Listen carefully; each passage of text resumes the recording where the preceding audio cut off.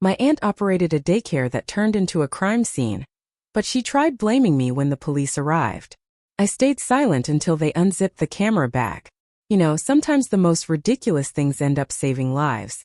Like, who'd have thought the secret language I learned from my ex-boyfriend would expose a horrifying secret and bring down pure evil? I mean, seriously, Morse code? Yeah, you heard me right. Morse code. Back in high school, my ex's younger brother was diagnosed with cancer. Money got tight for their family, so they had to cut their electricity. No lights, no TV, no Wi-Fi. My ex and I lived basically next door, so every night he'd flash a flashlight from his window, and we'd talk in Morse code. It was our thing. Never in a million years did I think that seemingly useless skill would ever come in handy. But oh, how wrong I was. After college, I needed a job, and my aunt, the local Mother Teresa as everyone called her, offered me a spot at her daycare. Her place specialized in special needs children, and she had this sterling reputation. I took it, no questions asked. The first few days were exactly what you'd expect. Diaper changes, juice spills, sticky little fingers everywhere. Then one Tuesday it happened. We were reading The Very Hungry Caterpillar, and I was cleaning up after a particularly enthusiastic snack time, when I heard it. Tapping. A familiar, chilling rhythm. My entire body went cold.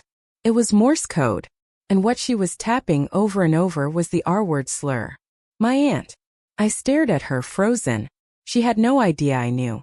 She probably thought she was the only one in the entire building who understood that secret language. After that, I couldn't unhear it. It was like a nightmare playing out in slow motion. During Despicable Me, I'd catch her tapping stupid. Whenever she looked at Jaden, who had Down syndrome. During Finding Nemo, she'd be smiling sweetly at Maria, who was nonverbal, while her fingers tapped out waste of space. These were 3-year-olds, for crying out loud. Babies. They trusted her. I tried to rationalize it. She ran a daycare for special needs kids, charging parents 40% less than anywhere else. The stress must be getting to her, right? That's what I kept telling myself. But as the days bled into weeks, I noticed something much more sinister. My stomach would churn every time I saw her tap after nap time, while pointing at specific children and exchanging glances with my coworkers. Those same kids would come back from their special learning time later, withdrawn and utterly terrified. That was it. I knew I couldn't sit by anymore. One afternoon I saw her tap clear as day. Take the quiet one today. The hair on my arm stood on end. I waited for them to go into the back room, then practically barged in. Hey guys, what are we all up to? I chirped, trying to sound overly cheery, as if I hadn't just heard a coded message. I only caught one thing that day: the unmistakable look of pure, unadulterated relief on the child's face when they saw me walk in. My coworker, though, she just smiled, hugged me, and asked me to join their reading session. She put on such a convincing act that for a second, a terrifying second, I wondered if I was losing my mind. Then came the next morning. A text from my aunt. My hours were being cut by 75%, and from now on I would only be scheduled to work with her. Up until that point, I was probably their best worker. Kids would run up and hug me even before they knew my name.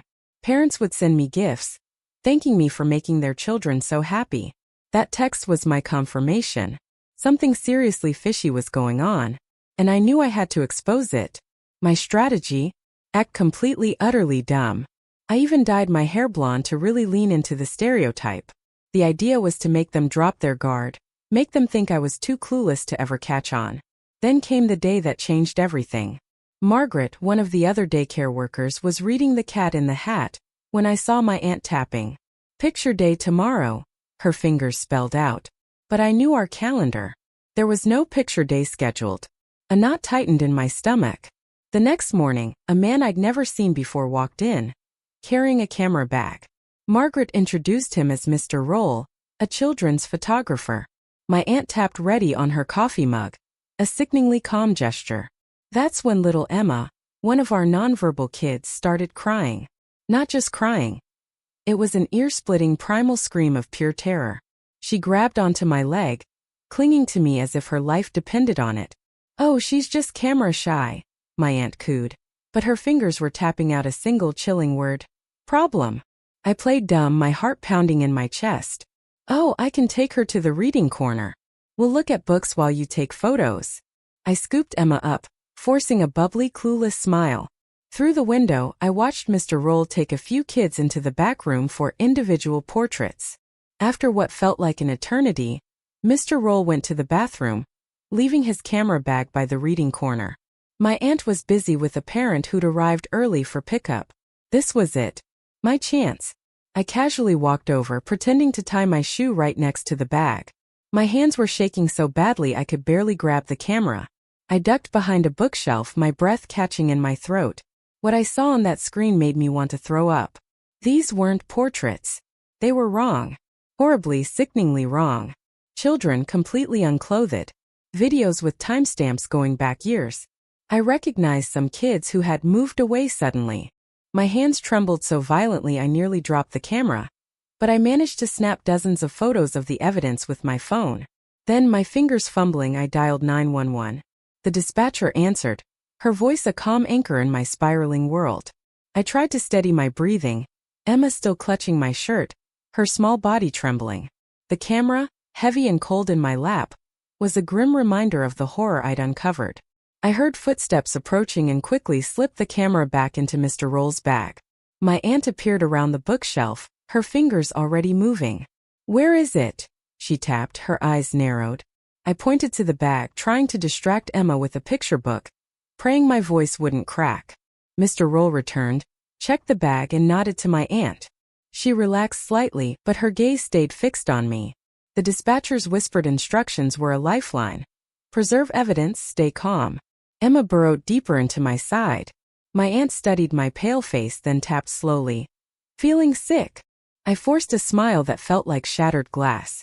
Just tired. Just then, the front door chimed, and my coworker Vicky returned from her coffee run. Moments later, I glanced out the window, and my heart leaped into my throat. 2 police cars. No sirens. They were being careful. Help had arrived. My aunt hadn't noticed yet. Mr. Roll, however, was already packing his camera bag with frantic urgency. Actually, I should probably head out, he muttered. But it was too late. The front door opened again and 2 officers walked in, calm and deliberate. Good morning, one officer said. We received a call about this location. My aunt, ever the master of deception, immediately became the picture of a concerned citizen. Of course, officers. How can we help? Emma, sensing the shift, lifted her head. Her small, trembling finger pointed directly at Mr. Roll. What's in the bag, sir? The officer asked, his voice firm but even. Just camera equipment, Mr. Roll stammered. Mind if we take a look? My aunt, enraged, demanded a warrant. But the officer calmly said he was just asking for permission. The room fell silent, the tension suffocating. Finally, Mr. Roll set the bag down.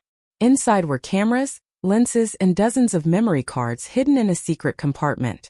The officer's jaw tightened as he began placing them into evidence bags. Mr. Roll was read his rights.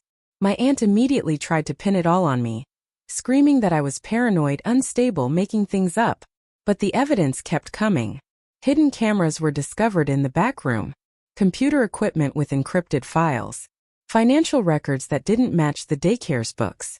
Parents were called to pick up their children early. Social workers arrived.